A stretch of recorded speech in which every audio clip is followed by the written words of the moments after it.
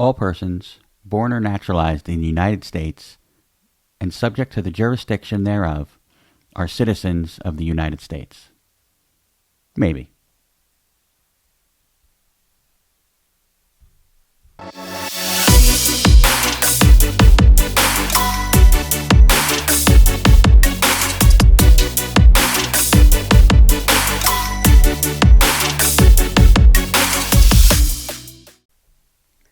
Welcome back, everybody. Today we're going to be talking about birthright citizenship, and more specifically, Donald Trump's recent executive order attempting to void birthright citizenship. Now, as a primer, let's talk about what birthright citizenship is.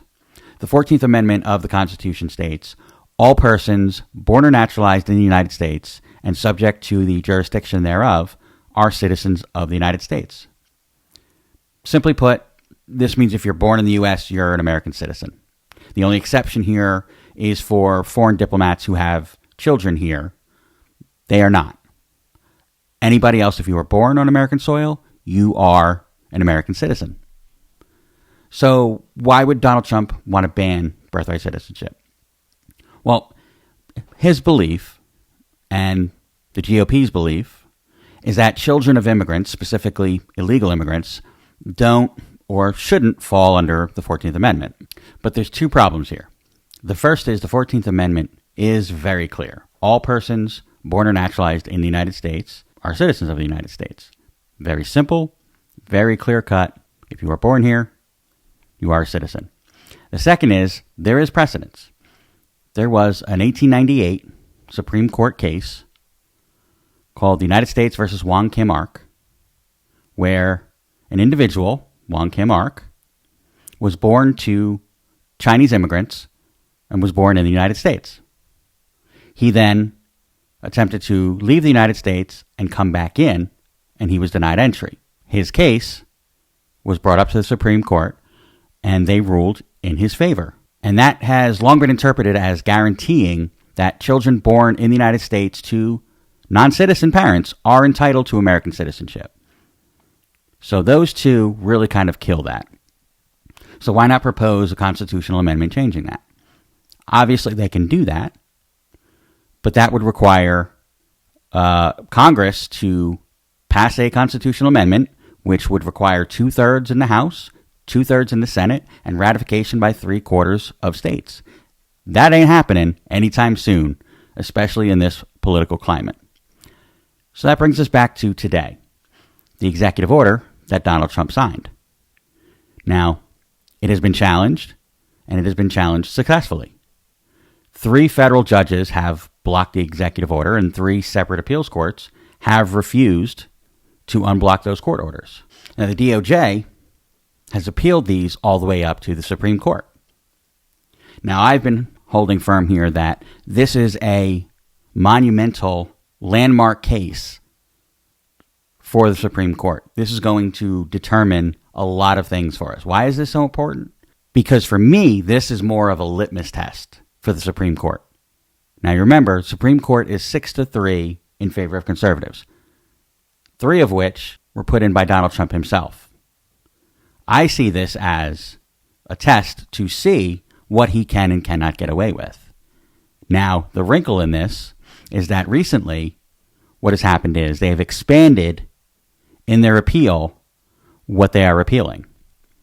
And now, in addition to asking for this ruling to be constitutional, they've asked SCOTUS to narrow lower court orders to specifically the cases that they are heard on. Currently, any lower court who rules, that ruling is now nationwide. So any of those lower courts that ruled against Donald Trump's voiding of birthright citizenship, that held nationally. What they're asking for is, if any of those courts rule against him, that the only ruling that they are confirming is against the specific people who are opposing him. And so therefore, what that would allow is Trump and his administration to continue on with voiding birthright citizenship regardless. What I see here is 3 different potential outcomes. The first one is the Supreme Court rules that Donald Trump's executive order is in fact constitutional. If this happens, we are fucked. Because what that means is they don't care about the Constitution and they don't care about their oath to the Constitution. They care about an agenda and making Donald Trump happy.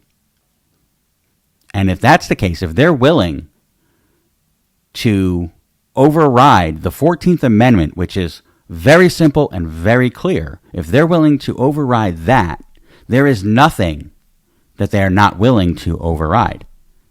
And this administration can push anything that they want, and any amount of federal judges can, say this is not constitutional and rule against Donald Trump and his administration, and it does not matter, because if it goes up all the way to the Supreme Court, they will likely rule in his favor. Now, I don't see that as being the outcome here. I think they're going to hold to their constitutional duties and say no. But the second option here is that they say no, your executive order is not constitutional, but we are going to grant you the narrowing of the orders. And so what this will allow is a little more wiggle room so that anything that is challenged is only upheld in the small situation of the challenging entity. Still pretty dangerous, not constitutional crisis dangerous, but still pretty damn scary. And then the third is, if they rule completely against Donald Trump here, then we have something. Then we can have some faith in the Supreme Court that they are going to do the right thing, And are the 3 justices that were nominated by Donald Trump, have they shown some partisanship? Absolutely. Have the other 3 conservative justices shown some partisanship towards Donald Trump and the Republican Party? Absolutely. But they also are Supreme Court justices who hold to the Constitution. And what we have to do is, they are lifetime appointed. We have to hope that what they are looking out for is what's best for our country and our Constitution. And if they can hold firm on that, we can have a little bit more faith that some of the things that Donald Trump is going to try to implement may be curbed. As we know, Donald Trump is going to try anything and everything that he can. The question is, what is he allowed to get away with? This is his personality. This is who he is.